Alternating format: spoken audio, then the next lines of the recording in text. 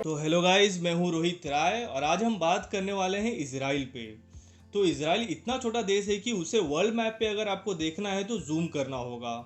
और वहाँ की पॉपुलेशन इतनी कम है कि उससे ज़्यादा पॉपुलेशन तो हमारे यहाँ एक शहर की होती है। लेकिन इसके बावजूद भी दुनिया का 8वां सबसे शक्तिशाली देश है इजराइल। और आपको बता दूं कि इजराइल को दुनिया का सबसे सुरक्षित देश माना जाता है। इसराइल के इतने सुरक्षित होने के पीछे है इसराइल की इंटेलिजेंसी एजेंसी मोसाद। इसराइल की मोसाद एजेंसी इतनी एक्टिव है कि दुनिया डरती है इनसे। इसका एग्जांपल बताता हूँ आपको। 1972 में इसराइल के 11 ओलंपिक खिलाड़ी को जर्मनी के मुनिक शहर में पैलेस्टीनियन टेररिस्ट ने मार दिया था। और इसका बदला लेते हुए इसराइल ने अगले 2 दिन में ही 2000 पैलेस्टीनियन टेररिस्ट को मार गिराया और 16 साल तक हर एक टेररिस्ट को पूरे वर्ल्ड में ढूंढ ढूंढ के मारा जिन्होंने उनके 11 ओलंपिक खिलाड़ी को मारा था। तो इससे आप अंदाज़ा लगा सकते हो कि कितना एक्टिव है इनकी इंटेलिजेंसी एजेंसी मोसाद, जिसने हर एक टेररिस्ट को ढूंढ निकाला। और इसराइल इतना सुरक्षित देश क्यों है? क्योंकि यहाँ पॉपुलेशन है लगभग 88 लाख की, 88 लाख की, जिसमें 35 लाख लोग आर्मी में हैं। और सबसे ज़्यादा इम्पॉर्टेंट बात यह है कि यहाँ हर नागरिक को आर्मी की ट्रेनिंग लेना कंपलसरी है। अगर आदमी है तो 3 साल और अगर औरत होगी तो 2 साल ट्रेनिंग लेना कंपलसरी है। मतलब इनके पूरे नागरिक के पास आर्मी ट्रेनिंग है। तो कभी वर्ल्ड वॉर जैसी नौबत आई तो इसराइल के हर एक नागरिक लड़ सकता है। और आपको बता दूं कि इसराइल में 90% पॉपुलेशन ज्यूज़ लोगों का है।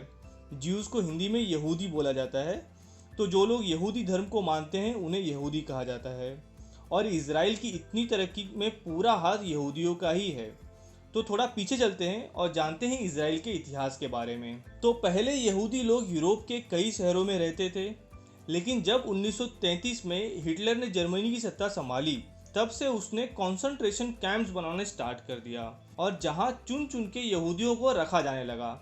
हिटलर का मानना था कि इंसानों में सबसे कमज़ोर लोग होते हैं यहूदी, और उसे अपने देश में बस परफेक्ट लोग ही चाहिए थे। और यूरोप में जहाँ जहाँ जर्मनी ने कब्जा किया वहाँ वहाँ उसने कैंप बनवाया और यहूदियों को जमा करने लगा। और फिर 1941 से 1945 के बीच में फाइनल सॉल्यूशन कहते हुए 60 लाख यहूदियों को मारा गया और बचे हुए यहूदी लोग अपनी जान बचा के इसराइल में पहुंचने लगे। तो 1947 से यहूदी लोग इसराइल में बसने लगे। लेकिन जो अरब देश हैं वो नहीं चाहते थे कि यहूदी यहाँ बसे और 1948 में इनका वॉर स्टार्ट हो गया। लेकिन अमेरिका ने बीच बचाव किया और तब से इसराइल में यहूदी रहने लगे। और पूरे देश में जहाँ जहाँ यहूदी लोग थे वो भी आके इसराइल में बसने लगे। इसराइल के लोगों ने अपने साथ हुए बर्ताव को याद रखा और वो दिन रात मेहनत करने लगे अपनी आर्मी को स्ट्रॉन्ग करने में, अपनी इकोनॉमी को स्ट्रॉन्ग करने में। और इसराइल को वेस्टर्न कंट्रीज़ का अच्छा सपोर्ट था, जिनके मदद से 18-19 साल में इसराइल काफ़ी तरक्की करने लगा था। और इसराइल और यहूदी लोगों की तरक्की अरब देशों को खटक रही थी।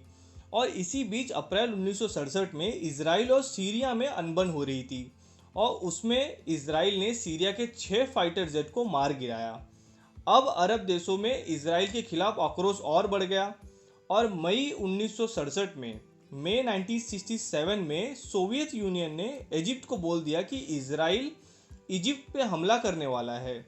सोवियत यूनियन ने जलते हुए आग में घी डालने वाला काम कर दिया था और 22 मई को इजिप्ट ने ब्लॉक कर दिया स्ट्रेट ऑफ तिरान को, जहां से इसराइल की जहाज आते थे।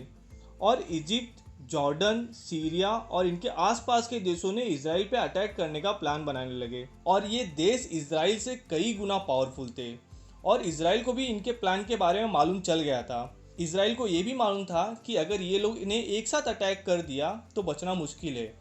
और इसराइल ने अपने मीडिया द्वारा पूरे देश में ये संदेश फैला दिया कि इसराइल की सेना छुट्टी पे गई हुई है, ताकि सबको लगे कि इसराइल वॉर के मूड में नहीं है। जहां इजिप्ट और अरब देश अभी तक तैयारी ही कर रहे थे वॉर की, उससे पहले 5 जून 1967 की सुबह ही इसराइल के 200 फाइटर्स जेट ने उड़ान भरी और इजिप्ट के 90% एयरक्राफ्ट को तबाह कर दिया। और फिर वो जॉर्डन पे भी अटैक करने लगे और उसके बाद वॉर स्टार्ट हुआ ग्राउंड लेवल पे। लेकिन इसराइल ने अपनी आर्मी इतनी ज़्यादा पावरफुल बनाई थी कि वो भारी पड़ रहे थे अरब देशों के सैनिकों पे, और उसी के साथ इसराइल की हेल्प कर रहे थे इसराइल के एयरक्राफ्ट। अरब देशों की सेना पीछे जाने लगी। फिर अमेरिका ने बीच बचाव किया और उसके बाद जाके 6 दिन बाद ये वॉर बंद हुआ। लेकिन इन 6 दिनों में इजराइल ने पूरी दुनिया को अपनी पावर दिखा दिया था। 6 दिनों में इजराइल के 800 सैनिक मारे गए थे, लेकिन अरब देशों के 20,000 से ज़्यादा सैनिक मारे गए थे।